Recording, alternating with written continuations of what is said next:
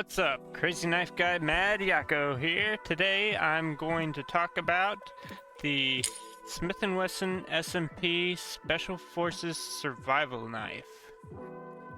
This one was about 30 bucks online. Oftentimes goes out of stock. That's what intrigued me about it. It is made by Smith & Wesson. I believe it is made in China. I did put this grippy medical tape on here. I've got more though. I'll show you what's underneath it. More grippy material. Textured grippy material. And it's got a hammer butt that is textured for hitting a nail with. It's got your hard sheath. And it's got this nylon on the back, which you can easily clip to your belt with buttons. And then it's got this button here. Let's see if I can get in focus.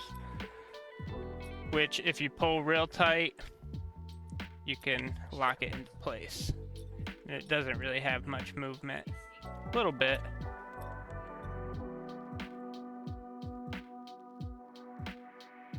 I'm reading here. This knife is 12 inches overall length with a 7-inch blade. It's got this fuller all the way down it, and then it's got this jimping on the back, which would suggest that that's a root saw. However, I think you're going to have a hard time because it's not angled at all. It's just flat jimping. So, good luck trying to cut anything with that. I think maybe they just put it on there so people would see that in the picture and would think it was a root saw.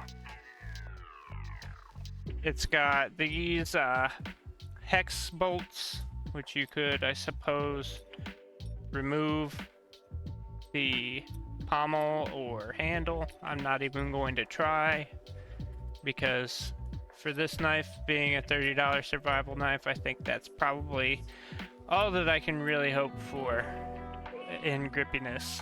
And it does, it feels really good in the hand. It does list that edge on the back as a sawback spine.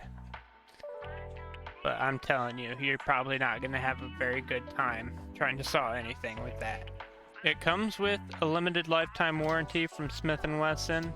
I don't know what that entails. I think maybe you have to register it on their website and then perhaps factory errors will be corrected.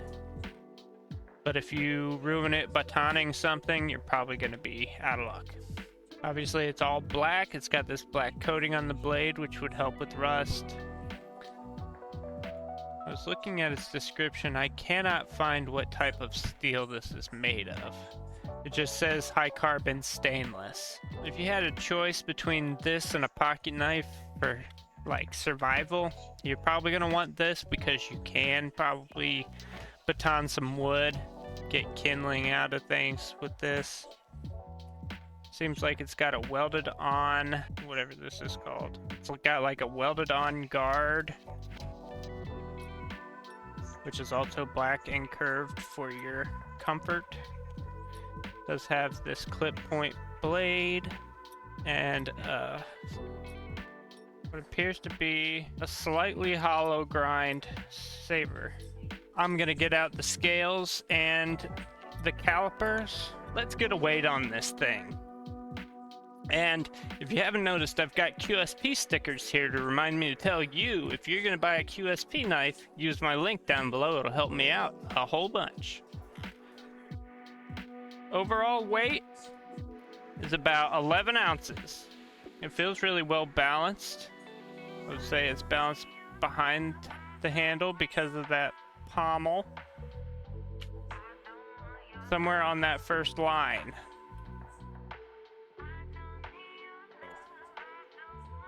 Okay. Blade thickness, we've got about 3.7 millimeters at the back. Then behind the edge, about 0.85, or a length of 15 millimeters. So it's not super duper slicey, but as I said, because of its overall thickness and just how sturdy it feels, I think you would have a lot of use out of it if you were out in the woods. Also, that hammer would come in handy because as a wise man once told me, you should not use your hand as a hammer. So this would be very handy for any kind of hammering tasks that you have. As I said before, I'm going to put some more wrap on this because it just adds that extra amount of grip, because I don't want this thing to go flying out of my hand. It's massive and it could hurt somebody.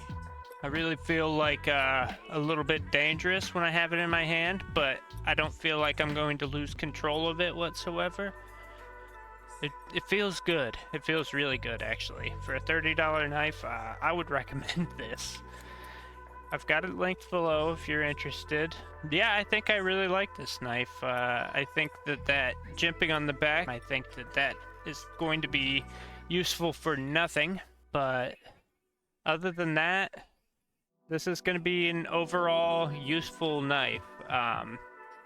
Being that we don't know what it's made out of, I would say that it's not quite as nice as other knives, like from Tops or from Essie, but it would be a good first knife for doing the kind of tasks that you would do with a Tops or an Essie knife.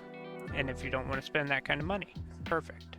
I think you should definitely get it if you're getting into knives, or if you're a seasoned collector, and if you don't already have one, because it's just an affordable option, and it can maybe give you, if you only have some of those more expensive outdoor knives, it can maybe give you a little bit of perspective on what you could have for much, much cheaper. I'm gonna grab a piece of paper here. We're gonna see what kind of sliciness we get out of this.